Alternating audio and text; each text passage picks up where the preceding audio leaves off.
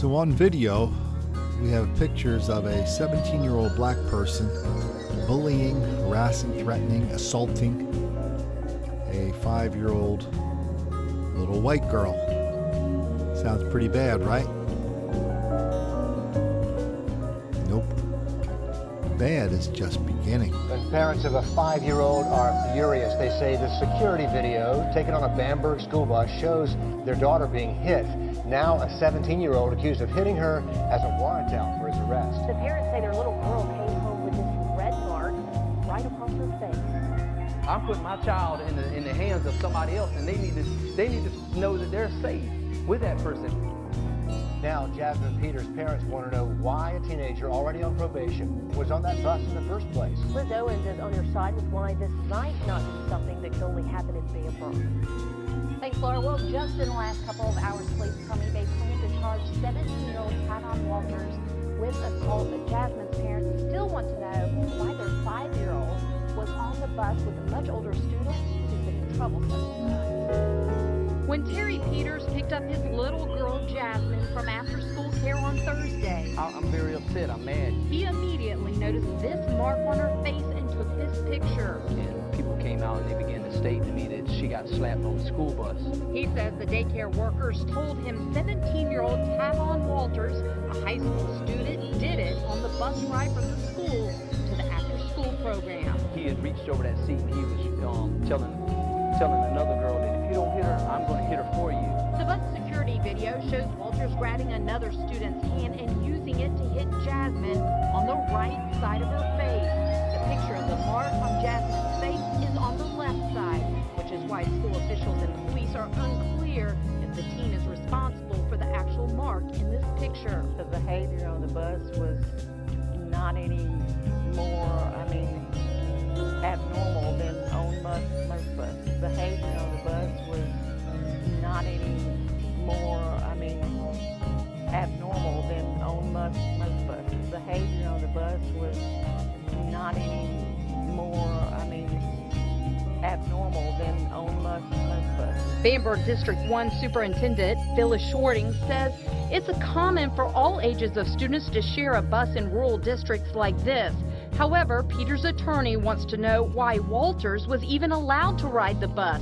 According to police, he's on probation and has a history of getting in trouble at school. We're talking about a kid that's 17 years old, much larger than this 5-year-old child, history of violence, and he's put on the bus there with her and in close proximity. Why is someone that has a history like that allowed to ride the bus, especially with young kids on there? Well, he not had any bus incidents, for one thing. Peters says nobody from the school called him about the alleged assault. The school superintendent told us that's because the bus driver didn't notice it. It can happen to anybody's child. And had I not seen that slap on her face, I would have not known what that video is showing today. Although Jasmine is physically okay, her father says she's now scared to ride the bus. And again, there is a warrant out for Walters. He'll be charged with third-degree assault. He could also be in trouble at school. The principal is recommending that he be expelled. And as far as the prior trouble, that was when he was a minor, so we don't have a record of what that was. Well, we document an enormous amount of black criminality, black mob violence, and black on white crime in schools all over the country.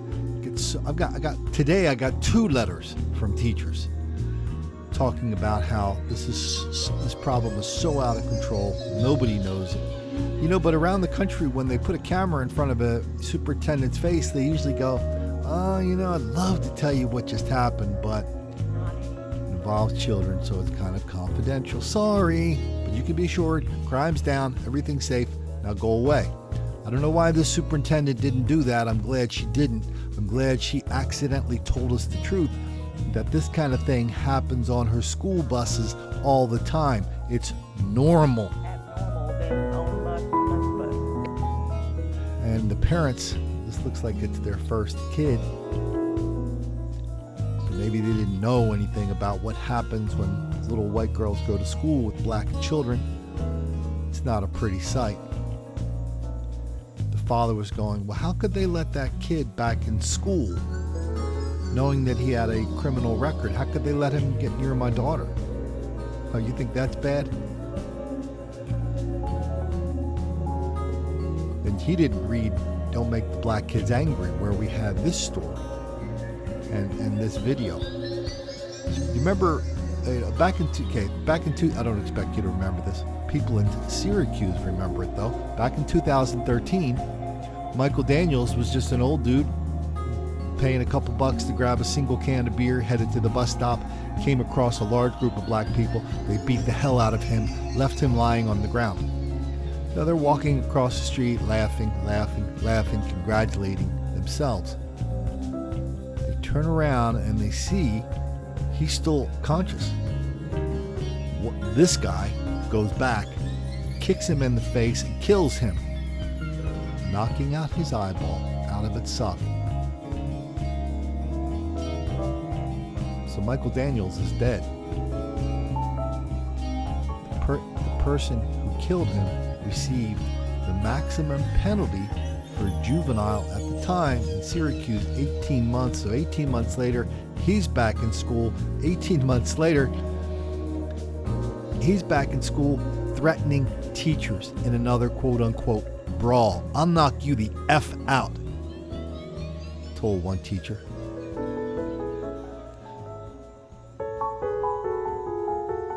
So whatever else that kid was who assaulted, harassed, bullied your daughter, he probably wasn't a killer. You know, that would have been even better for the superintendent to say, hey, he wasn't a bad kid, that's normal. At least he wasn't a killer. And now we add 2 more parents to our list of people who should have known. Don't make the black kids angry.